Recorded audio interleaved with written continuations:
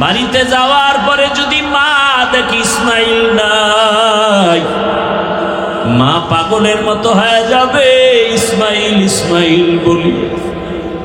আপনি আমার মাকে সালাম দিবেন আর সান্ত্বনা দিবেন। আমার মা যদি আমারে না দেখে কান্না করে, আপনি মায়ের সাথে রাগ করবেন না। আমার মাকে সান্ত্বনা দিয়ে বলবেন, ইসমাইল তোমারে সালাম পাঠাইছে।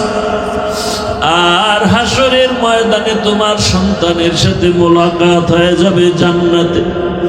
আব্বা জান, আমারে জবাই করার জন্য উপর করে শোয়া দেন, আপনার চোখে রুমাল দিয়া বাঁধেন।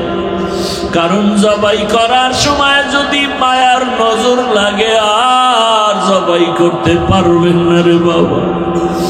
আমার হাতে পায়ে রশি দিয়া বাঁধেন, কারণ জবাই করার সময় যদি হাতে পায়ে নড়াচড়া লাগে, আপনি সহ্য বেয়াদবি হবে, আল্লাহ রাগ করবে। ইসমাইল শুয়া পড়লেন, ইব্রাহিম ছুরি নিয়া ইসমাইলকে জবাই করবে। আল্লাহ অর্ডার করলেন, ছুরি আমার ইসমাইলের একটা পশমের যেন কোনো ক্ষতি না হয়।